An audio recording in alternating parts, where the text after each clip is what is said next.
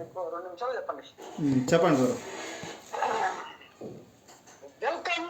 ఇది నిజం కార్యక్రమం చేస్తున్న వారందరికీ నా హృదయపూర్వక వందనం తెలియజేస్తున్నాను. మన మధ్యలో అశోక్ కుమార్ అన్నగారు ఉన్నారు. మన మధ్యలో లైవ్ లో అన్నగారిని ఇంటర్వ్యూ చేద్దాం.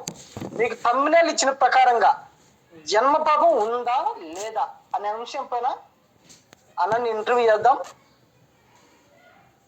ఇలా చర్చించుకునే సమయంలో మీరు బైబిల్ దగ్గర పెట్టుకొని బైబిల్ పరిశీలించి ఏది సత్యం దాన్ని స్వీకరించాలని నేను కోరుకుంటున్నాను. అన్న వెల్కమ్ చేద్దాం. అన్నా వందనాలన్నా. అశోకన్నా వందనాలు బ్రదర్. బాగున్నారన్నా? బాగున్నాం. అన్న మొట్టమొదటిసారిగా జస్ట్ మీ ఇంట్రొడక్షన్ చెప్పండి. జస్ట్ మీరు ఎక్కడ పరిచయ 2 మాటలు చెప్పండి. పరిచయం గురించి ఏం లేదు బ్రదరు.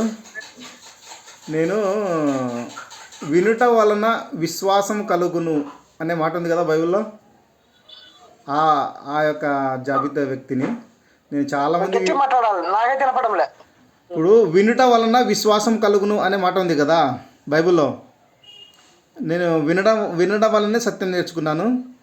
చాలా వింటాను. నేను వినడానికి చెప్పడానికన్నా వినడం నేను చాలా ఇష్టపడతాను. ఈ వ్యక్తి కాదని కాదు, కానీ సోషల్ మీడియాలో వచ్చిన వారు ప్రతి ఒక్కరు వీడియోలు వింటా. ఏది కరెక్ట్ కాదు. ఇప్పుడు డిబేట్లో ఏవి జరిగినా కూడా నేను చాలా విన్న వీడియోనే మినిమం ఒక 5 సార్లు వింటాను. నాకు ఏ డౌట్ ఉన్నా కూడా విన్నది మళ్ళీ వింటూ ఉంటాను. విని నాకు వినటం వలన విశ్వాసం కలిగింది. నేను దేవుని కూడా బాగా అడుగుతాను. మరి నువ్వొక మాట నేనొక మాట మాట్లాడితే ఇది ఏంటిది, మరి ఇద్దరు బైబిల్ నుండే చూపిస్తున్నాం కదా. మరి ఏంటని కూడా నేను డైరెక్ట్గా దేవుడిని నాకు ఒంటరిగా కూర్చొని రూమ్లో కూర్చొని నేను అడగడానికి ఇష్టపడుతుంటాను. ఏ డౌట్ ఉన్నా నాకు సమాధానం దేవుడు ఇస్తాడు బైబిల్ నుండి.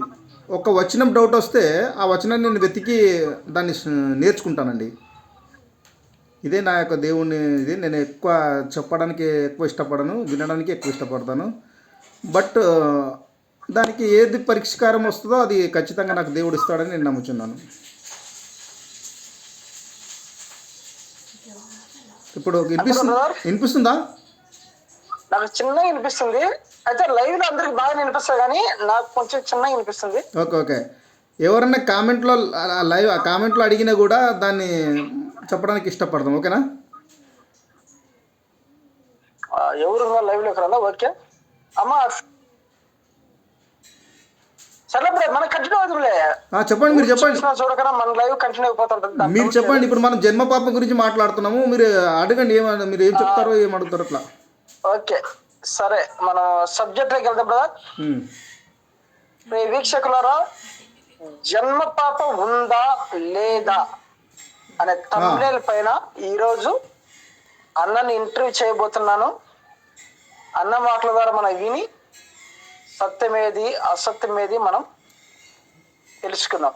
ఓకే సరేనా? మొట్టమొదటిసారిగా జన్మ పాపం అనగా ఏమిటంటే 2 మాటలు ఏం చెప్తారు మీరు? అంటే మీరు జన్మ పాపం అనగా ఏంటిదా? ఏమిటి? జనాల మధ్యలో 2 నడుస్తున్నాయి బ్రదర్. ఒకటి, కొంతమంది జన్మ పాపం ఉందంటారు, కొంతమంది జన్మ పాపం లేదంటారు. దీని మీద పెద్దలను చెప్పుకునే వారు కూడా చాలామంది డిబేట్లు కూడా చేసిర్రు. అవి కూడా నేను చాలాసార్లు చూశాను. ఆ వాటిలో నేను దేవుడు నాకు చాలా ఇచ్చేశాడు. అయితే నేను నా సబ్జెక్ట్ ఏంటిదంటే జన్మ పాపము లేదు. జన్మ పాపం లేదు. ఓకే, జన్మ పాపము లేదని చెప్తాను. మీరు జన్మ పాపము ఉన్నది అని బైబిల్లో ఎక్కడ చూపించినా దాని గురించి మనము స్టడీ చేద్దాం బ్రదర్. సరిగా నాకు కొంచెం వినపడడం లేదు కనుక నేను ఎటువంటి అడ్జస్ట్మెంట్ చేసుకుంటా, ఎందుకంటే లైవ్ లో అందరికి కనిపిస్తాను. కానీ అయితే బ్రదరు, మొదటిసారిగా మీరు జన్మ పాపం లేదంటున్నారు కనుక నేను ఒక రెఫరెన్స్ చూపిస్తా, దానికి మాకు సమాధానం చెప్పండి. తప్పకుండా.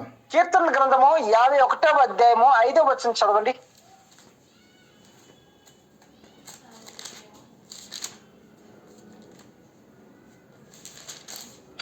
5వ వచనమా? 51వ అధ్యాయం కీర్తన గ్రంథము 5వ వచనం. ఇప్పుడు మీరు చదివి నాకు చెప్పండి బ్రదర్. మీరు మీ యొక్క ఆలోచనలో ఇది ఉంటుంది కదా. ఇప్పుడు నేను మీరు చెప్పింది ఆ వచనం మీద అడుగుతా, ఆ వచనం మీద అడుగుతా అందుకోసం. అదే ఇది మీరు చదివి నాకు చెప్పండి, ఎందుకంటే ఇది నేను చదవాలంటే కన్ఫ్యూజ్ అయిపోతుంది కొంచెం. నీ దృష్టి ఎడల నేను చదువుతా. చదవనా. నేను పాపములో పుట్టినవాడును, పాపములోనే నా తల్లి నన్ను గర్భము ధరించెను. ఓకే. అంటే దావీదు గారు ఏమంటున్నారంటే, నేను పాపంలోనే పుట్టినాను, పాపంలోనే నా తల్లి నన్ను గర్భం ధరించింది అనే మాటను తీసుకొని మనిషి జన్మతః పాపి అని ప్రశ్నిస్తున్నా. దానికి మీ సమాధానం? ఇది ఇంతకుముందు చాలామంది కూడా మాట్లాడారు దీని గురించి కూడా దేవుడిని నేను అడిగాను. ఇది ఎవరు మాట్లాడుతున్నారు అంటే ఈ వచనంలో ఎక్కువ ఈ కీర్తనలో జ్ఞానం ఘోషిస్తున్నది, అంటే దేవుడే మాట్లాడుతున్నట్టుగా చాలా ఉంటాయి. ఇది మీరు దావీదు అన్నారు కదా, చూడండి దావీదు అంటుండే ఏమంటున్నాడు, నేను చదివి వినిపిస్తాను చూడండి. నేను పాపములో పుట్టినవాడను, పాపములోనే నా తల్లి నన్ను గర్భమున ధరించెను అని ఉంది. పాపము అనగా ఏమి అంటే, ఇప్పుడు హాస్పిటల్లో పుట్టారు. ఇప్పుడు నేను పుట్టాను, హాస్పిటల్లో పుట్టాను అంటే మా అమ్మ హాస్పిటల్నే కన్నదంటది. అంటే అర్థం ఏంటిది అంటే, పాపం అనగా భూమి మీద పాపం ఉంది, పాపములో పుట్టాడు ఆ వ్యక్తి, పాపములో పుట్టాడు, పాపములో పెరుగుతున్నాడని అర్థం. అది అంటే పాపముతో కనలేదు, పాపం చేసి కనలేదు ఆమె. ఇక్కడ పాపములో పుట్టాను అంటే లోకంలో పాపం ఉంది, ఆయన పుట్టాడు. ఎవరు? లోకంలో పుట్టాడు ఆయన. ఇక్కడ రాయవలసింది ఏంటిది అంటే, లోకంలో పుట్టాను అని రాయవలసింది పాపములో పుట్టాను అంటే, పాపం ఉంది కాబట్టి పాపములో పుట్టానంటాడు, అంతేగాని నేను పాపముతో పుట్టానని కాదు. మీరు గ్రహించండి ఈ వచనము. ఇంకా మీరు కావాలంటే డీటెయిల్గా ఇస్తాను చూడండి. నేను పాపములో పుట్టినవాడను అంటున్నాడు. పాపముతో పుట్టినవాడను అంటే పాపముతో ఉన్నాడు అని, పుట్టుకతోటి పాపం అని. పాపంలో పుట్టానంటే అర్థం ఏంటిది? పాపం ఉంది, అక్కడ పుట్టాను అని అర్థం. సారీ, భూమి మీద పాపం ఉంది, ఆయన పుట్టకన ముందు భూమి మీద పుట్టాను, పాపం ఉంది, పాపంలో పుట్టాను అంటున్నాను అంతే. ఆయన పాపంతో పుట్టానంటే ఒక వచనం చూపించండి. ఇంకొకటి కూడా ఇదే వచనంలో చూడండి కింద, నా తల్లి నన్ను పాపములోనే నా తల్లి నన్ను గర్భమున ధరించెను అని ఉంది. అంటే ఆమె పాపం చేసి ధరించాలని మనం ఊహ తీసుకోవద్దు. పాపములు అంటే ఆమె ఉన్నది పాపములేనే. ఇప్పుడు నీతిమంతుడు లేడు, ఒక్కడు లేరు. పెరిగిన తర్వాత ఖచ్చితంగా అందరు పాపులే. పుట్టుకతో పాపం కాదు. ఎందుకు కాదు అంటున్నానంటే, పాపం అనగా ఏమి? ఆజ్ఞ అతిక్రమము పాపము. పుట్టినోడు అగ్ని ఎక్కడ మీరుతాడు చెప్పండి? అగ్ని పెట్టాడు దేవుడు. అగ్ని ఎప్పుడు మీరుతాడు అంటే, మనిషికి తెలివి ఎప్పుడు వస్తుందో అప్పుడు మీరుతాడు. కాబట్టి ఆజ్ఞాతికరమం పాపము, పుట్టుక పాపము కానే కాదు. కాదంటారా? ఓకే, ఆజ్ఞాతిక్రమ పాపం కానీ పుట్టుకతో పాపం కాదంటారు, అంతేనా? కాదు. అవును. సరే, మరి ఇందాక మీరు అన్నారు కదా, లోకంలో పాపం ఉంది, ఆ పాపములోనే గర్భం ధరించి పుట్టాడు కనుక లోకంలో పాపం ఎలాగుంది బ్రదర్?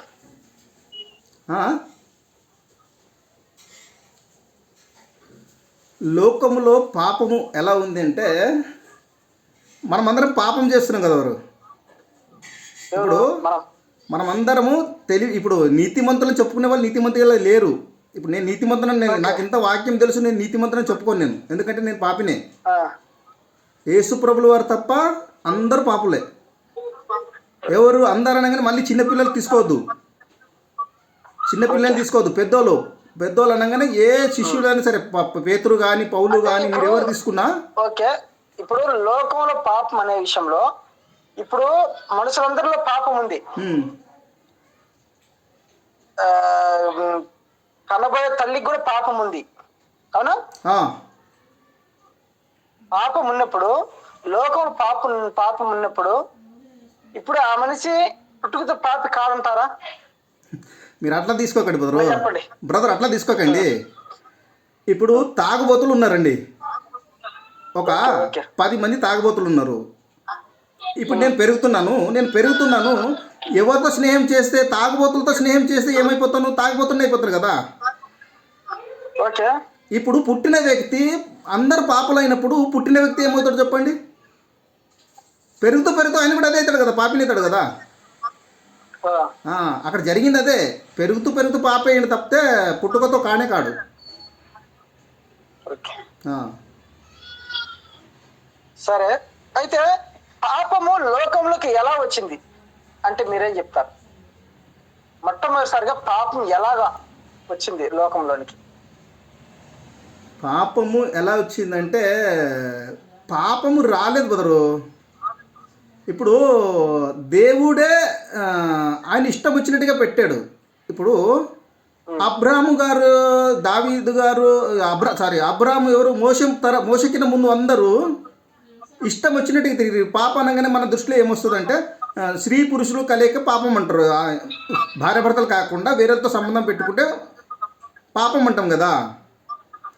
ఇప్పుడు అబ్రాము గారు ఉన్నారు, హాగర్తో ఉన్నాడు కదా, ఆయన కుమారుని కన్నాడు కదా. మరి అది పాపం కాదా? అంటే బైబిల్ చెప్తే అది పాపం కాదు. ఇప్పుడు చాలామంది చెప్తున్నారు ఏమో, లోతు కుమార్తె, లోతు ఒకరికొకరు సంబంధం పెట్టుకున్నారు కాబట్టి వారు పాపలని చెప్తారు కదా. వాళ్ళు పాపం చేయలేదు.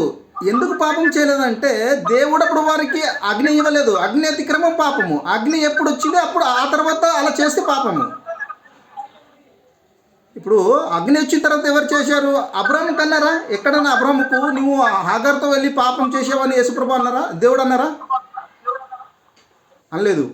రెండోదిగా లోతు పాపం చేశాడని ఎక్కడన్నా అన్నారా? అనలేదు.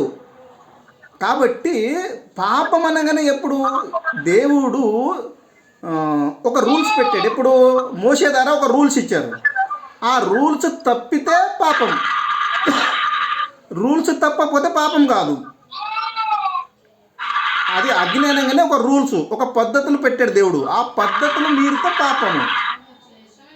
పద్ధతులు మీరే, అప్పుడు పద్ధతులు లేవు. ఇప్పుడు చాలామంది ఏమంటారంటే, ఆదాము పండు తినడం వలన పాపం వచ్చింది అంటారు. ఆదాము పండు తినడం వల్ల పాపం రాలేదు. ఆదాము పండు తినడం వలన శాపం వచ్చింది. భూమి శపింపబడింది. భూమి శపింపబడింది కాబట్టి మనుషులందరూ చనిపోతున్నారు. ఎందుకు చనిపోతున్నారంటే భూమి శపింపబడింది కాబట్టి. కారణం అదొకటే. కానీ ఆదాము పాపము చేయలేదు. పాపం చేయలేదా? చేయలేదు. ఆజ్ఞ అతిక్రమం పాపమైనప్పుడు ఆజ్ఞ అతిక్రమించినట్టే కదా వాళ్ళు, ఆదాము పాపం చేసినట్టే. అగ్ని ఎక్కడుంది చెప్పండి నాకు. అగ్ని ఎక్కడుంది? ఆదాముకి అగ్ని ఎవరు ఇచ్చారు? దేవుడు అగ్ని ఇచ్చిండు కదా. ఎప్పుడు ఇచ్చారు? అది అగ్ని ఎందుకు అవుతుంది? కాదు బదరు, అది అగ్ని ఎందుకు అవుతుంది? ఆజ్ఞ ఎప్పుడు వచ్చింది? మోసే ద్వారా వచ్చింది. రెండవదిగా యేసు ప్రభు ద్వారా వచ్చింది. పాత నిబంధన ఎప్పుడు వచ్చింది? మోసే ద్వారా వచ్చింది. కొత్త నిబంధన ఎప్పుడు వచ్చింది? ఓకే, ఆజ్ఞ దేవుడు ఇచ్చినది ఓకే. కానీ ప్రత్యక్షంగా వాళ్ళకు ఇదో ఈ పండు తినకూడదని ఆజ్ఞ ఇచ్చిందా లేదా? అది ఆజ్ఞ కాదంటారా? కాదు. చూడండి మీరు కామెంట్స్ ఉంటాయి, అవునండి, వీక్షకులందరూ చూస్తుంటారు. ఏ దేవుడు అవ్వాదాముకు మీరు ఈ పండు తినమని నిత్యము చచ్చదని ఆజ్ఞ ఇచ్చిందా ఇది లేదా? అది ఆజ్ఞ కాదా? ఆజ్ఞ నాకు చూపించండి. చెప్పారని నేను కాదంటలేదు, కానీ అగ్నిని చూపించండి. అగ్ని దేని అంటారు? ఇప్పుడు మీరు చాలా మాట్లాడతాం మనం, అగ్ని అయితే అవి. దేవుడు కూడా చాలా మాట్లాడారు. అన్ని అగ్ని అయితే ఆజ్ఞ వేరు. అగ్ని దేని అంటారు అంటే ఒక రూల్స్. ఇప్పుడు రూల్స్ అంటే ఏంటిది అంటే, ఇప్పుడు నా భార్య ఉంది. భార్యకి ఏమని పిలవాలి? అమ్మని పిలవలేము కదా. అమ్మకి ఏమని పిలవాలి? వేరే మాటతో పిలవలేం కదా. అది రూల్స్. అలా రూల్స్ పెడితే తప్పవుతుంది. రూల్స్ పెట్టలేదు కదా ఆదం గారికి. దేవుడు రూల్స్ పెట్టలేదు. రూల్స్ గ్రహించండి మీరు అందరూ, వీక్షకులు అందరూ రూల్స్ గట్టి గ్రహించాలి. పాత నిబంధన అంటే ఏంటిది, కొత్త నిబంధన అంటే ఏంటిది. రూల్స్ ఒక పద్ధతులు, ఆ పద్ధతులు పఠించాలి. పద్ధతులు తప్పితే పాపము, లేకపోతే కాదు. అయితే ఒక మాట చూడండి, ఒక మనిషిని ద్వారా పాపము అనే రెఫరెన్స్ చూడండి ఒకసారి. మొదటి రోమా పత్రిక రోమనా కొరింథీ 5వ అధ్యాయము 17వ వచనం. రోమా పత్రిక 5వ అధ్యాయము 17వ వచనం. మీరు చదవండి బ్రదర్, మీరు చెప్తే మీరు చదవండి.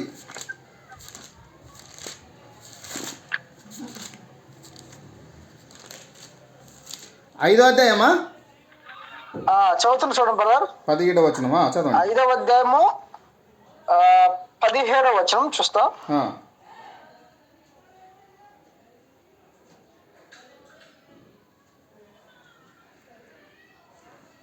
12వ వచనం చూడండి. 12. ఇట్లుండగా ఒక మనుష్యుని ద్వారా, బాగా చూడండి బ్రదర్, ఇట్లుండగా ఒక మనుష్యుని ద్వారా పాపము ద్వారా ఒక మనుషుల ద్వారా పాపం అంటే ఎవరు? ఒక మనిషి ఎవరు బ్రదర్?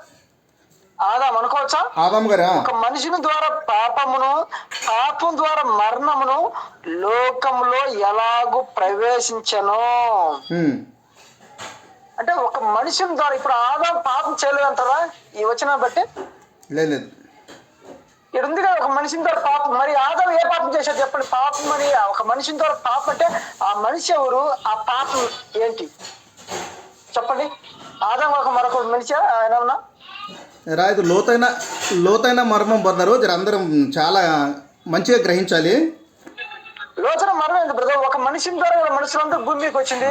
అలాగే ఒక మనిషిని ద్వారా మరణం వచ్చింది. ఒక మనిషిని ద్వారా పాపం వచ్చింది. అంత క్లారిటీ ఉన్నప్పుడు ఆ మనుషుడు ఎవరు? ఆదాం పాపం చేయలేదంటారా? ఆదాం పాపి కాదా? ఇక్కడ నేను అదే చెప్తున్నాను. నేను చెప్పేది గ్రహించండి అంటున్నా. మీరు చెప్పేది ఖచ్చితంగా ఉంది. డిబేట్ కాదు, ఇంటర్వ్యూ మాత్రమే కనుక మీకే ఛాన్స్. అదే బ్రదరు, నేను చెప్తున్న విషయము అదే. వాదించడం లేదు బ్రదర్. మీరు వాదించడం బ్రదర్, నాకేం ఇబ్బంది లేదు. నాకు చాలా వాదించదంటే నేను నంబర్ 1. నేను చెప్తున్నప్పుడు మీరు కొంచెం దాంట్లో నా లోతైన మర్మం కొంచెం గ్రహించండి అంటే అంతే. ఇప్పుడు చూడండి, ఇక్కడే చెప్తున్నాను. 12వ ఇట్లుండగా ఒక మనుషుని ద్వారా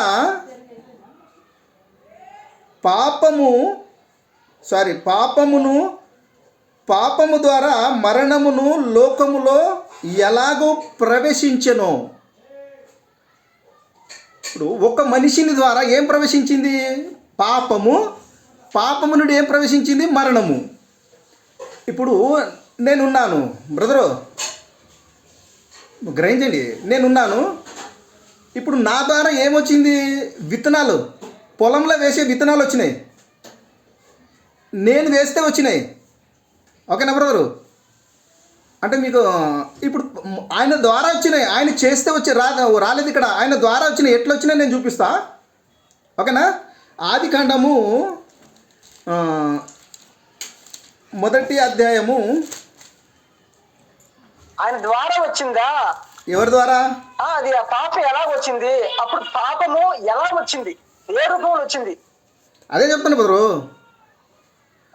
ఇప్పుడు ఆదాము గారు మొట్టి నుండి నిర్మింపబడ్డారు. ఓకేనా?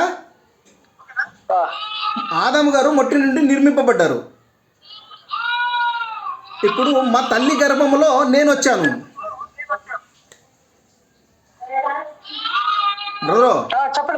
ఒక సైడు ఆదాముని పెడుతున్నాను, ఒక సైడ్ నన్ను నేను పెట్టుకుంటున్నాను. మా తల్లి గర్భంలో నేను వచ్చాను. నేను రాగానే పాపం చేయలేదు. ఓకేనా?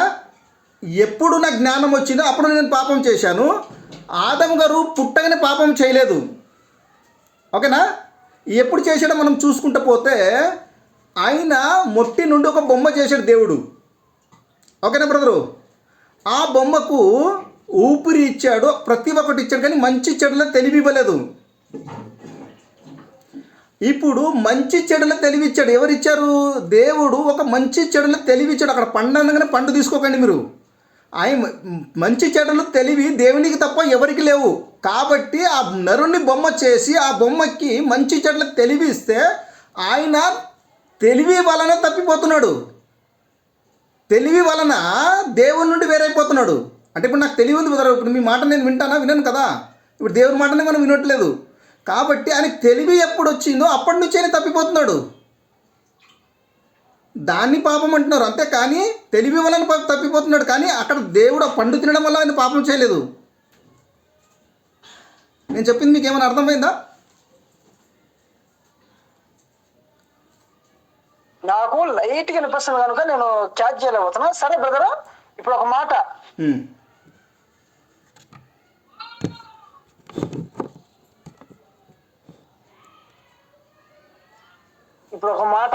చెప్పండి.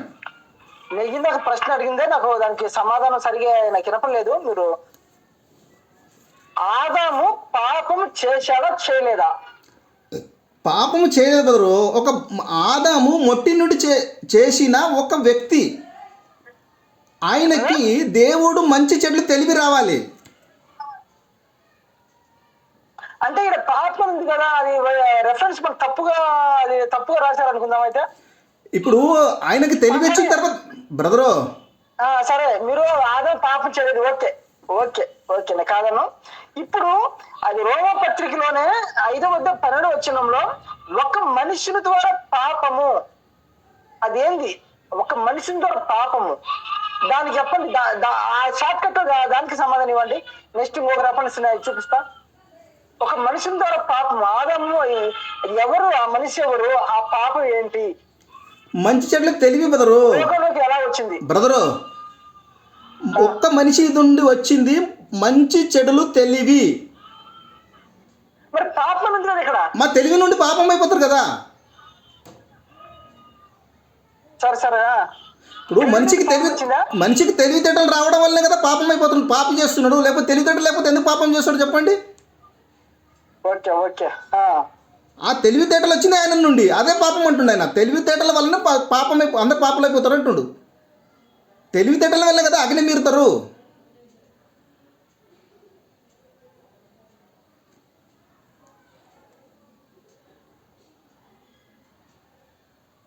అంతేనా బ్రదర్? చెప్పండి, మీకు ఏదో డౌట్ ఉంటే అడగండి. అంతేనా? సరే,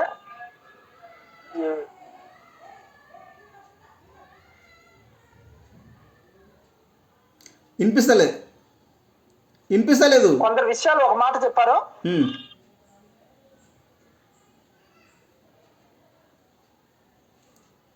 ఓకేనా? పాపము ప్రతి మనిషిలోకి ఎలా వచ్చిందంటే, ఆదాము పాపం చేయడం ద్వారా, ఆదాము పుట్టుకతో పాపి కాదు. ఎప్పుడైతే ఆదాము చేశాడో ఆయన రక్తంలో పాపం ఉంది. ఆ పాపం ద్వారా ఆయన నుంచి ప్రతి జాతి మనిషి వచ్చాడు కనుక ప్రతి మనిషిలోకి పాపం సంక్రమించింది.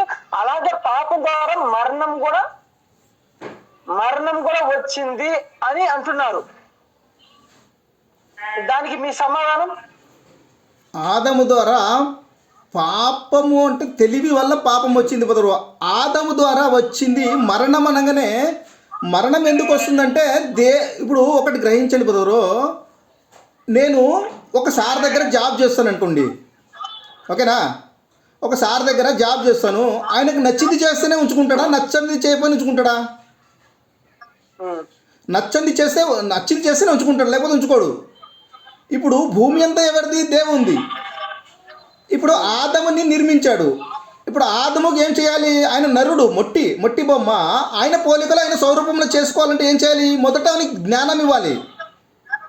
అదే మంచి చెడ్ల తెలివి ఇచ్చాడు. ఆ పండు వలన మంచి చెడ్ల తెలివి వచ్చింది.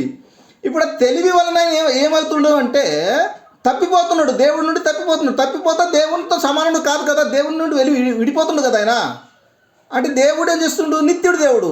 ఇప్పుడు ఆయన నిత్యుడు ఏడవుతాడు చెప్పండి? దేవుని మాట వింటేనే నిత్యుడు అవుతాడు. దేవుని మాట కాదని వెళ్తే నిత్యుడు కాదు. కానీ మనం ఏం చేస్తున్నామంటే దేవుని నుండి తెలివితేటలతో తప్పిపోతున్నామని అర్థం ఇక్కడ. ఆదాము దేవుని మాట మీరినందుకు భూమి శపింపబడిందంటే అందరూ అవన్నీ దేవుని ప్రణాళికనే, అదేం తప్పేం కాదు. దేవుడు జరిగిస్తున్నాడు అవన్నీ. ఏది? ఆదాము ఒక్కైనా ఉన్నప్పుడు ఆయన ఎందుకు పండు తినిపించి ఆయనకెందుకు పాపం చేసి ఆయనకెందుకు చంపేస్తాడు చెప్పండి? తోట నుంచి ఎందుకు ఇలా కొడతాడు అంటే ఇది మనం నేర్చుకోవడానికి దేవుడు పెట్టిన ప్రణాళిక ఇది. ఇప్పుడు ఆదాము గారు తిన్నారు పండు. ఆదాము గారు పండు తిన్నందుకు తెలివి వచ్చింది, పాపం వచ్చిందంటే తెలివి వల్ల పాపం చేస్తున్నాడు అంతే. ఇప్పుడు తెలివి లేనివాడు, ఇప్పుడు జంతువులు ఉన్నాయి వాటికి పాపం లేదు కదా, తెలివి ఉన్నడికి పాపము, అది ఇక్కడ చెప్తుంది. రెండోదిగా ఆదం నుండి శాపం వచ్చింది, భూమి శపింపబడింది, అంటే భూమి నాశనానికి లోనవుతుంది. కాబట్టి ఆ భూమిని రక్షించడానికి, అంటే భూమి అనగానే మొత్తం అందరు మనుషులు అందరూ నాశనం స్థితిలో ఉన్నాం కాబట్టి ఆ భూమిని శాంతి చేయడానికి దేవుడు యేసుప్రభువు వారు రావాల్సి వచ్చింది. ఆయన పరిశుద్ధ రక్తము కురవడం వలన భూమి శాంతించింది. ఇప్పుడు భూమికి అంతం లేదు. సరే బ్రదర్, ఒక చిన్న మాట, ఒక చిన్న ప్రశ్న ఉంది ఒకటి. ఇప్పుడు జన్మతః పాపం లేదు, పుట్టుకతో ఎవరు పాపలు కాదు, ఓకే.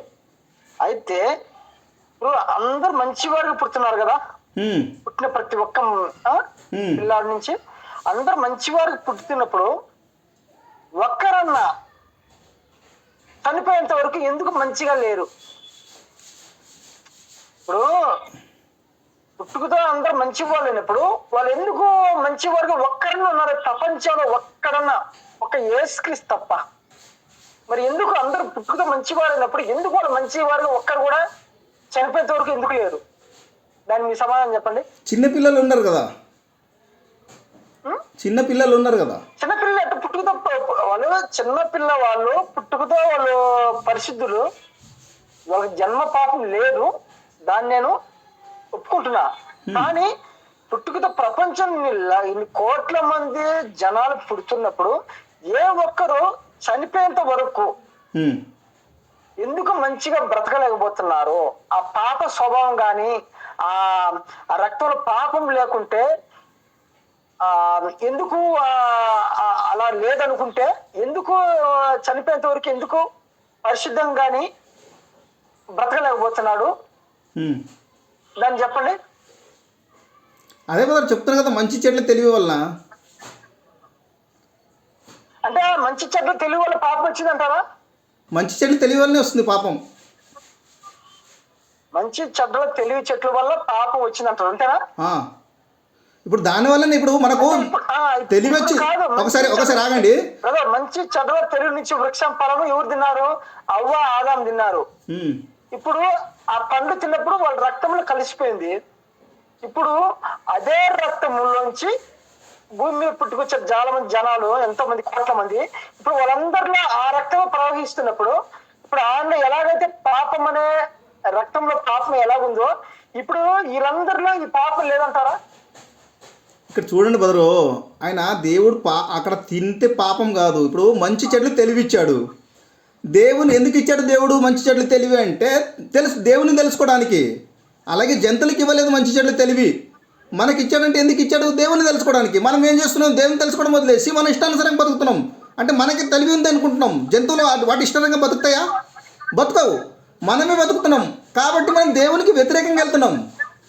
ఒకటి చూడండి, శత్రువుని ప్రేమించమన్నాడు దేవుడు. ఒక్కడిని ప్రేమిస్తుంటా కనీసం ఏ పాస్టర్ని ప్రేమిస్తాడా? ఒక అంగి 2 అంగీలు ఉంటే అంగి లేని వాడికి ఒక అంగి ఇమ్మన్నాడు. ఏ పాస్టర్ ఇస్తాడో చెప్పండి? ఇప్పుడు నేను చెప్తున్నాను, నేను ఇస్తానా? నేను నీతిమంతులని చెప్పుకుంటా సరిపోతుందా బ్రదరు? కాబట్టి దేవుడిచ్చింది మంచి చెడ్ల తెలివి. ఎందుకు ఇచ్చాడు అంటే ఆయన మన మీద అధికారం చేయబోతున్నాడు. ఎవరు? దేవుడు మన మీద అధికారం చేయబోతున్నాడు కాబట్టి ఆయన తెలుసుకోవాలి. ఇప్పుడు ఆయన మనతో సమానంగా ఉన్నాడు. ఎవరు? యేసుప్రభులు వారు. కాబట్టి మనం ఏమంటున్నాం? ఆయన మనిషి అంటున్నాము, ఆయన శరీరం ధరించుకున్నాడు అంటున్నాం, మరియమ్మ కుమారుడు అంటున్నాం. కానీ ఆయన దేవుడు కదా. ఇప్పుడు ఆయన తెలుసుకోవాలి. మనం తెలుసుకుంటేనే కదా ఆయనకి. ఇప్పుడు సీఎం వస్తాడు, సీఎం రాగా ఆయనకి ఎలా రెస్పెక్ట్ ఇస్తాం? ఇప్పుడు వేరే వ్యక్తి వస్తే రెస్పెక్ట్ ఇస్తామా? కాబట్టి దేవుడు తెలుసుకొని దేవునికి మనం రెస్పెక్ట్ ఇస్తాం. రెస్పెక్ట్ ఇవ్వాలని, ఈ తెలివితోనే రెస్పెక్ట్ ఇవ్వాలని దేవుడు నిర్మించిన ఈ యొక్క ప్రణాళిక. మంచి చెడులు తెలివి వలన మనం తప్పిపోతున్నాం. అంతేగాని దేవుడు పెట్టాడు. ఎందుకు పెట్టాడంటే మనం తెలుసుకోవడానికి. మంచి చెడులు ఇచ్చిందే ఆయనని తెలుసుకోవడానికి, మన ఇష్టానుసారంగా బ్రతకడానికి కానే కాదు.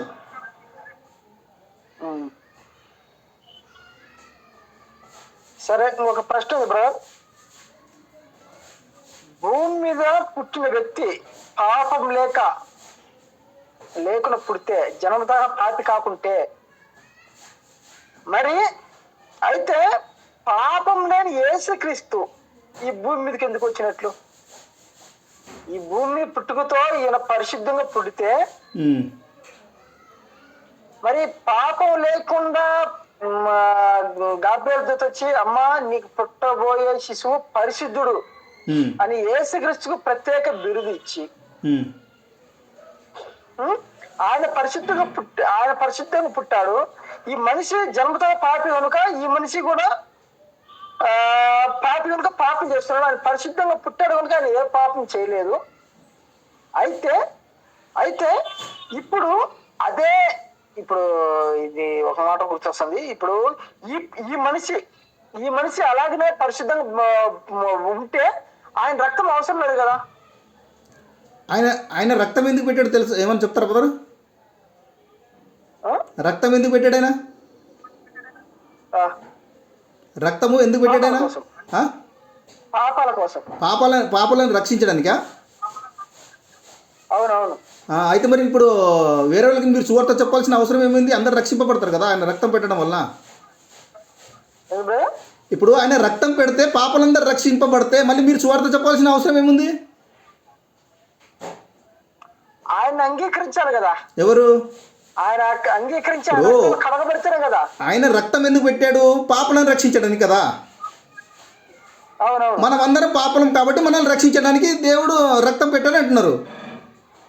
మరి ఇంకేం రక్షించినట్టే కదా. మళ్ళీ నరకానికి వెళ్తారు, అక్కడ వెళ్తారు, ఇక్కడ వెళ్తారు ఎందుకు చెప్తున్నారు?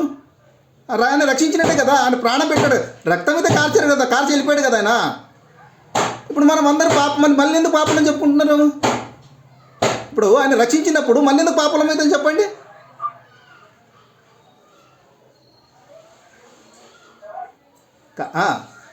కాబట్టి సరిగా వినపడడం లేదు. వినిపిస్తలేదా? సరిగా వినపడడం కరెక్ట్ కదా, నాకు సరిగా వినపడడం లేదు. అందుకని నేను మాటికి దగ్గరికి వస్తున్నా. అదే ఇప్పుడు పాపము యేసు ప్రభులు వారు పాపం కోసం రక్తం కార్చారని చెప్తున్నారు కదా. అవునవును. ఇప్పుడు రక్తం కారిస్తే పాపల కోసం రక్తం కారిస్తే మళ్ళీ పాప ఎందుకు ఉంటాడు చెప్పండి? అందరూ నీతిమంతులే కదా. ఓకే. మరి నీతిమంతులైనప్పుడు మళ్ళీ ఎందుకు పాపులు అని చెప్పుకొని తిరుగుతున్నారు? ఇది ఎంతవరకు కరెక్ట్? ఇప్పుడు కాదు బ్రదరు, ఇప్పుడు ఆయన రక్తం కార్చింది, ఆయన దగ్గరకు వచ్చి క్షమాపణ అడగాలి. క్షమాపణ అడిగి ఆయన రక్తం కడగబడితేనే ఆ పాపం పోతుంది. అలా ఎవరైతే చేస్తారో వాళ్ళందరికి పాపాలు పోతే వాళ్ళు నీతి మంతులే. మరి ఆయన కాదు బ్రదరు, ఇప్పుడు ఆయన రక్తం ఎందుకు కార్చారని నేను అడుగుతున్నాను. మనుషులు పాపులు కనుక. ఇప్పుడు మనుషులు పాపుల కోసం ఆయన రక్తం కార్చినప్పుడు మళ్ళీ మనకు పాపలం ఎందుకు అనాలి? ఇప్పుడు ఆయన రక్తం వల్ల మనం రక్షింపబడుతున్నాం కదా. మనం పాపలం కాదు. ఎప్పుడైతే ఆయన నమ్ముకుంటారో ఆయన రక్తం కడగబడితే వాళ్ళు పరిశుద్ధులు, వాళ్ళ పాపులు కాదు. నేనేమంటున్నంటే పుట్టుకతో స్వాభావిక పాపము, జన్మత పాపము, రక్తాల పాపం, ఒక మనిషి నుండి పాపము ఎలాగ వచ్చిందో అలాగే ఒక మనిషి నుండి మరణం కూడా అలాగ వచ్చిందని బైబిల్ చెప్తుంది. నేను క్వశ్చన్ ఇస్తాను, దానికి మీరు ఆన్సర్ చెప్పాలి. ఇప్పుడు నేను చెప్తా వినండి. యేసు ప్రభువు రక్తం కార్చింది ఆదము పండు తినడం వలన భూమి శపింపబడింది. అంటే నాశనానికి రెడీగా ఉంది. ఇప్పుడు ఒక ఇల్లు కడతాం, 100 సంవత్సరాల్లో పడిపోతుంది. అది ఇల్లు కడితే ఒక 100 సంవత్సరాల్లో పడిపోయే స్థితి వస్తుంది కదా. దాన్ని రిపేర్ చేయాలంటే ఏం చేయాలి? మనము లోకానుసారమైన సామాన్లు, సిమెంటు, రేకులు ఏవో తెచ్చి చేస్తాం. మరి దేవుడు ఏం చేయాలి? ఇప్పుడు భూమి నాశనానికి స్థితిలోకి వస్తుంది కాబట్టి దానికి శాంతి కావాలి. ఏం కావాలంటే పరిశుద్ధ రక్తం కావాలి. భూమి మీద ఎవరు మనుషులు నీతిమంతులు కారు కాబట్టి ఆయన రక్తం కార్చాల్సి వచ్చింది. ఏదో గింత రక్తం కార్చడం కాదు, ఒక చుక్క రక్తం కార్చినా భూమి శాంతిస్తుంది కాబట్టి ఆయన వచ్చి రక్తం కారాల్సి వచ్చింది. రెండోదిగా ఆయన రావడము రక్తం కార్చడానికి రావలేదనా, మనతో ఉండడానికి వచ్చినాడు. ఎందుకు ఉండడానికి వచ్చినాడు అని మనం గ్రహించినట్లయితే నీతిమంతుడు లేడు, ఒక్కడు లేడు. అందరినీ ప్రేమించేవాడు భూమి మీద నరులలో ఎవరు లేరు. కాబట్టి ఆయన రావాల్సి వచ్చింది. రెండో రకడ వచ్చిన తర్వాత ఆయన భూమి మీదనే ఉంటాడు. ఆ భూమి మీద ఉండడానికి శరీరం ధరించుకున్నాడు. ఏదో వచ్చి రక్తం కార్చిపోవడానికి ఆయన శరీరం ధరించుకోలేదు. ఒక్కసారి రిపీట్ చేయండి. ఆయన రక్తం కార్చడానికి భూమి మీదకి రాలేదా? రక్తం కార్చడానికి రావాల్సిన అవసరం లేదు, ఆయన మనతో ఉండడానికి వచ్చాడు. ఎందుకు బ్రదర్? ఆ? ఆయన రక్తం కార్చకుండా కూడా ఎందుకని? ఆయన రక్తం కార్చకుండా కూడా మనం బ్రతికించే శక్తి ఆయనకు ఉంది. రక్తం కార్చకుండా ఉన్నా కూడా బ్రతికించే శక్తి ఆయనకు ఉందంటారా? ఆయనకు ఉంది. ఆయన ఎందుకు వచ్చాడు భూమి మీదకు, అది మెయిన్ పాయింట్. భూమి మీదకి వచ్చింది రక్తం కార్చడానికి. అదే రక్తం కార్చడానికి అంటే భూమి శపింపబడుతుంది కాబట్టి పరిశుద్ధ రక్తం కారింది. ఈ రక్తం వలన మనిషి రక్తం కార్చడం వలన మనిషి నిత్య జీవం రాదు. ఇది గుర్తుపెట్టుకోండి. మనిషి నీతిగా బ్రతికితే దేవుణ్ణి తెలుసుకొని తండ్రి కుమారుని ఎరుగుటనే నిత్య జీవము. నీవు ఆయన రక్తం కారవని కారకపోని తండ్రి కుమారుని తెలుసుకోవడమే నిత్య జీవము. తండ్రి కుమారుని ఎరుగుతేనే నిత్య జీవం వస్తుంది. ఆయన రక్తం కార్చింది ఓన్లీ భూమి శపింపబడింది కాబట్టి దాన్ని శాంతించడానికే ఆయన రక్తం కార్చాడు. అది కూడా ఒక చుక్క సరిపోతుంది. అంటే నాకు సరిగ్గా వినపడం లేదు. కాదు, ఇప్పుడు రక్తం కార్చింది భూమి శపింపబడిన దానికోసమా? అవును, అందువల్లనే కదా మనం అందరం చనిపోతున్నాం. ఆయన రక్తం కార్చి భూమి శపింపబడిన దానికోసం రక్తం కార్చాడు, కానీ మనుషులు పాపాల నిమిత్తం రక్తం కార్చలేదు అంటారా? శపింపబడింది కాబట్టి అందరు చనిపోతున్నారు కదా, మనుషులు కూడా వస్తారు అందులో. సరే, ఆయన రక్తం కార్చినప్పుడు ఆయన బ్రతుకుతున్నారా? ఇగో రక్తం కార్చినా కార్చకపోయినా మనుషులు దేవుని కుమారుని తెలుసుకుంటేనే నిత్య జీవం ఇస్తాడు. అంటే రక్తంతో పని లేదా? రక్తము భూమి శపింపబడింది కాబట్టే కురల్సి వచ్చింది. ఓకే, సరే, మీ మాటకి నేను అగ్రి అవుతాను, దాని కాదన్ను. నేనేమంటుంటే ఆయన రక్తంతో ఈ మనుషులకు పని లేదా? రక్తము లేక ఆయన రక్తం ఆగబడ్డది, డిస్టర్బ్ చేయకున్నా. ఆయన రక్తము కార్చే అందరినీ కాపాడుతున్నారని చెప్తున్నాం కదా, అది 100% కరెక్టే. కానీ ఆయన రక్తం కార్చకపోయినా బ్రతికించే శక్తి ఆయనకు ఉంది. అంటే భూమి మీదికి రక్తం కార్చడానికే ఆగండి, భూమి మీదికి ఆయన రక్తం కార్చడానికే రాలేదు, మనతో ఉండడానికి వచ్చాడు. ఇది మెయిన్ పాయింట్. సరే, మనతో ఉండడానికి వచ్చాడు. మనతో ఉన్నాడు బ్రదర్ ఇప్పుడు? ఉంటాడు. ఆయన రెండో రాకడ వచ్చిన తర్వాత మనతోనే ఉంటాడు. తిరిగి మళ్ళీ పరలోక రాజ్యానికి మనం వెళ్ళమా? పరలోకము వేరు, పరలోకం రాజ్యం వేరు బదరు, రెండు ఒకటి కాదు. పరలోకం వెళ్ళము పరలోకం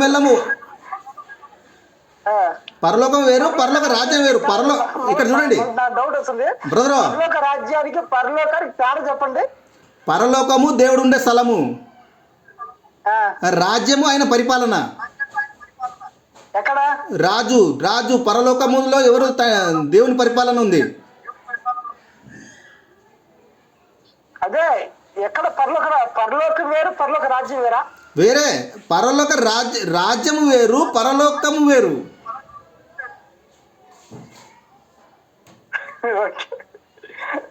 సరే, చెప్పండి బ్రదర్, మీరు చెప్పండి, మీకు ఏది కావాలి? కాదండి కానీ. సరే బ్రదర్, మన పాపం కాడికి వద్దాం. ఒకసారి ఒక చిన్న రక్తం గురించి వద్దాం. రక్తం గురించి వద్దాం. ఇప్పుడు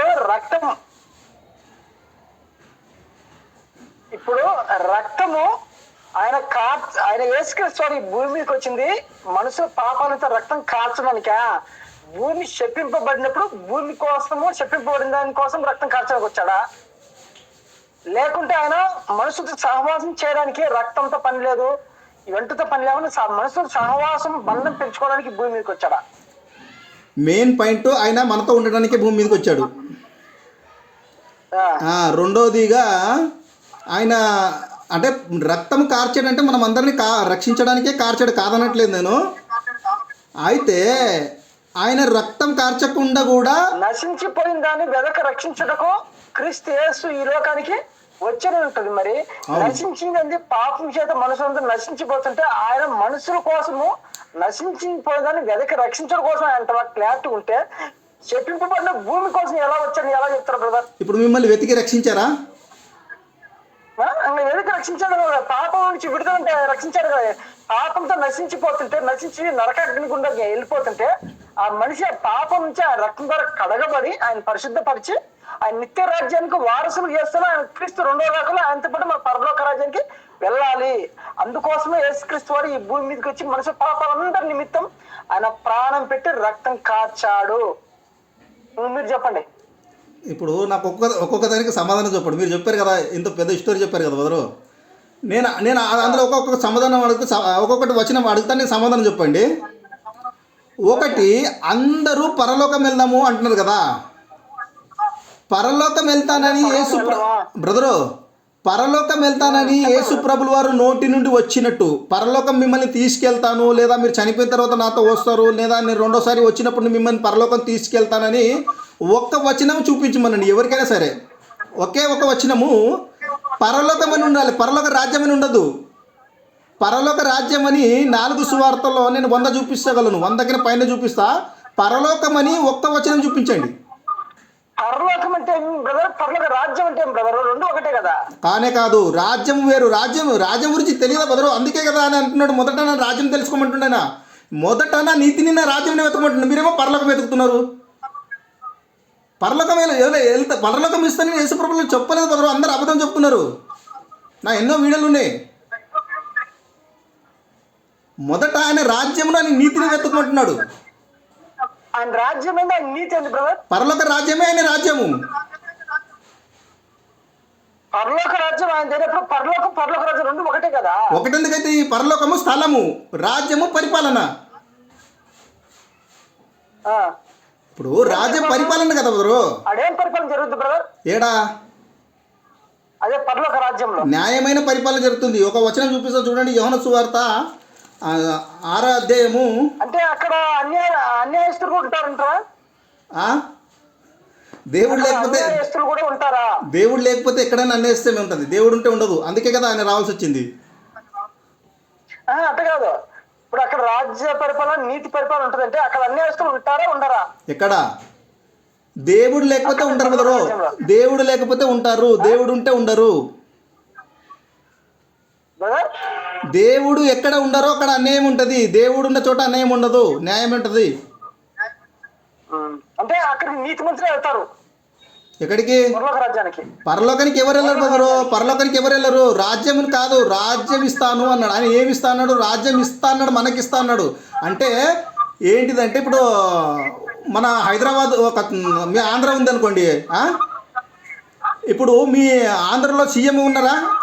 చంద్రబాబు నాయుడు గారు ఉన్నారు. ఇప్పుడు 5 సంవత్సరాలకు ఒక ఆయన మారుతున్నాడు కదా. ఇప్పుడు దేవుడు వస్తాడు, యేసుప్రభులో 2వ రాకడ వచ్చిన తర్వాత నిన్ను రాజ్యం ఇస్తా అంటున్నాడు. ఏ రాజ్యం ఇస్తాడు? ఇప్పుడు సీఎంగా ఉన్న 5 నెలలు ఉన్న సీఎం ఈ కొన్ని సంవత్సరాల్లో మీరు నిజాయితీగా బతికితే మీకు పరిపాలన ఇస్తా అంటుండు. ఏ పరిపాలన? రాజ్య పరిపాలన ఇస్తా అంటుండు. అంటే సీఎం గారు ఉన్న హోదా మీకు వస్తుంది. ఎప్పుడు? నిత్య జీవములో. ఆయన యేసుప్రభు వచ్చినప్పుడు నిత్య జీవం ఇస్తా అంటాడు. నిత్య జీవంతో పాటు రాజ్యం ఇస్తా అంటున్నాడు. అంటే మీకు నలుగురు మీద, కొంతమంది మీద మీరు న్యాయమైన రాజపరిపాలన చేస్తారు కాబట్టి మీకు రాజ్యం ఇస్తా అంటుండఆయన. పరలోకం తీసుకెళ్తా అనట్లేదఆయన. ఇప్పుడు ఆయన వచ్చిన తర్వాత భూమి మీద నిత్య జీవం అందరికీ ఇస్తాడు. అందరికీ న్యాయం ఎవరు చేస్తారు? ఈ కొంచెంలో నమ్మకం ఉన్నవాడే అప్పుడు న్యాయం చేస్తాడు. కాబట్టి అప్పుడు వచ్చిన తర్వాత మీకు రాజ్యం ఇస్తా అంటున్నాడు. మీరు రాజ్యం సంపాదించుకోమంటున్నాడు. రాజ్యం ఇప్పుడే సమీపించున్నది, దాన్ని గ్రహించండి అంటున్నాడు. ఇది రాజ్యం ఇస్తా అనగానే నీకు ఒక స్థాయి ఇస్తా అని అర్థం.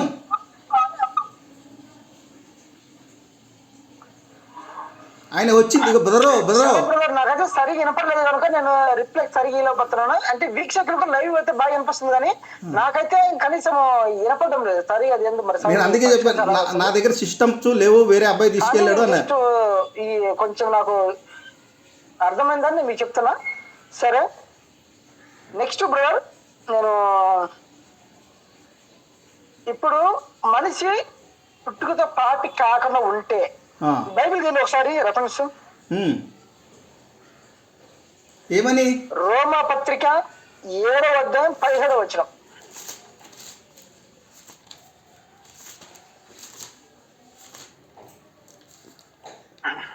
ఏడో అధ్యాయమా? 7వ అధ్యాయం 17వ వచనం చదవండి గారు. కావున ఇకను దాని చేయునది నా యందు నివసించు పాపమే గాని నేను కాదు. నా యందు అనగా నా శరీరమందు మంచిది ఏదియు నివసింపదని నేను ఎరుగుదును. మేలైనది చేయవలనను కోరిక నాకు కలుగుచున్నది గాని దానిని చేయుటకు నాకు కలుగుటలేదు. నేను చేయగోరు మేలు చేయక చేయగోరని కీడు చేయుచున్నాను.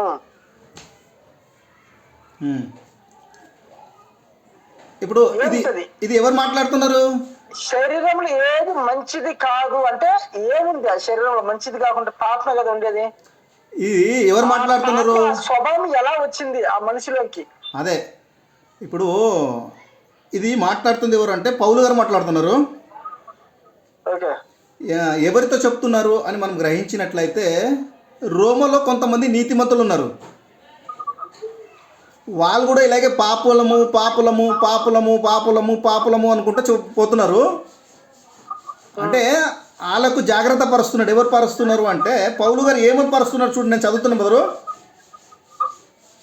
ఇట్లు కావున ఇకను దాని చెయ్యునది నాయందు నివసించు పాపమే అంటున్నాడు. ఆయన ఎప్పుడు పాపిగా ఉన్నప్పుడు చెప్పట్లేడు, నీతిమంతుడిగా ఉన్నప్పుడు చెప్తున్నాడు. నా జీవితంలో పాపము జరుగుతున్నది అంటున్నాను. పౌలు గారు నా జీవితంలో పాపము జరుగుతున్నది, శరీర క్రియలు. పాపం అనగానేంటిది? శరీర క్రియలు.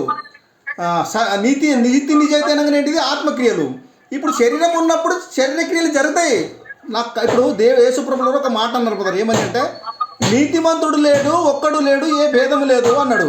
ఎందుకు లేదు అంటే ఇప్పుడు నేను నీతిమంతుడని చెప్పుకుంటున్నాను, పౌలు కూడా చెప్పుకున్నాడు. ఈ కళ్ళు ఉన్నాయి, కళ్ళు మోహపు చూపుతో చూస్తే అప్పుడే వ్యభిచారం అని చెప్పిండు కదా. ఇప్పుడు కళ్ళు పౌలు కళ్ళు ఒక స్త్రీని చూడకుండా ఉన్నాయా? అదేంటాడు.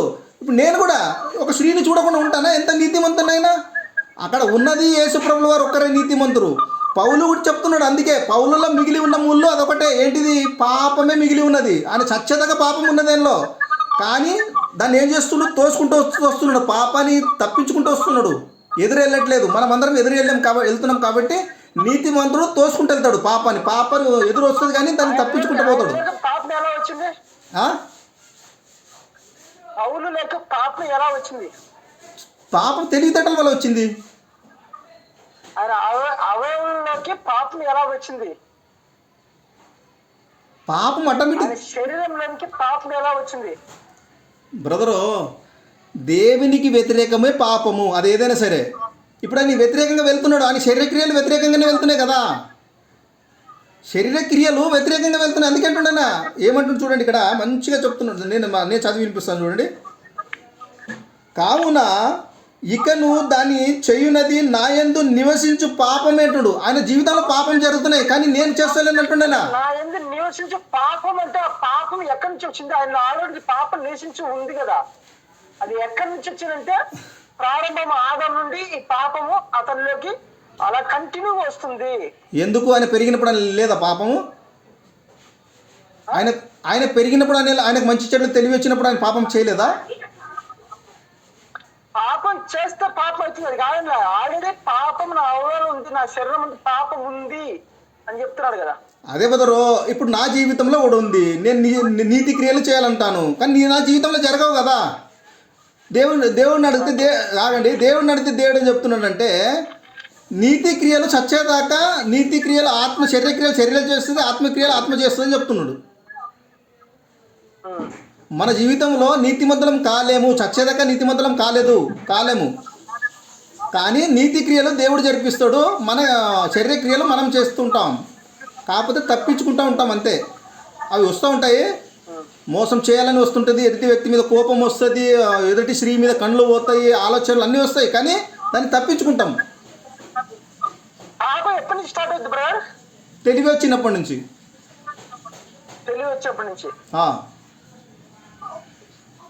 అంటే బాల్య దినంలో పాపాలు ఉండవా? చిన్న పిల్లలకు లేవు, ఉన్నట్టు చూడండి. మరి యోబు గారు అంటారే నా బాల్య దినంలో చేసిన పాపాలని ఏడంది? చెప్పండి. బాల్యము నుండి అంటే 26వ వచనం, నా బాల్య కాలం పాపములు. వినిపిస్తలే కదరు. ఇప్పుడు ఒక చిన్న ఎగ్జాంపుల్ చెప్తా బ్రదర్. సరే ఓకే, ఇదంతా పక్కన పెడదాం. ఒక చిన్న మన టైం అవుతుంది కనుక మనం ముగించుకుందాం. ఒక చిన్న ఎగ్జాంపుల్ చెప్తా. ఇప్పుడు చిన్న పిల్లలకు పాపం లేదు, అవును, జన్మతః పాపి కాదు. అవును, చిన్న పిల్లలు అబద్ధం ఆడడం కానీ, మోసం చేసే లక్షణాలు కానీ, ఏదో ఒకటి పిల్లలు చేస్తుంటారు కదా. ఇప్పుడు వారి బ్యాగ్ లో చాక్లెట్ దొంగిలించడం కానీ, చిన్నపిల్లలు కొట్టుకోవడం కానీ, తిట్టుకోవడం చిన్నపిల్లలు చేస్తుంటారు. మరి ఆ పాప స్వభావము మనకి ఎలా వచ్చింది? ఏ స్వభావము? పాప స్వభావం ఎక్కడుంది? పాప స్వభావము ఎక్కడుంది కుదరు? ఇప్పుడు ఆశించాడు, చేస్తున్నాడు, అది తప్పని ఆయనకు తెలియదు కదా. తప్పని మనకు తెలుసు కాబట్టి మనం చేస్తే తప్పవుతుంది. తెలియనట్టు చేస్తే తప్పట్లవుతుంది.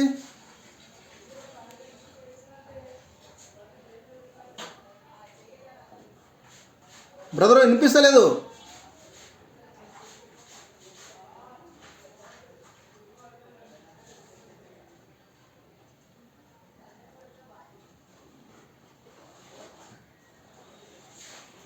బ్రదర్ వినిపిస్తలేదు.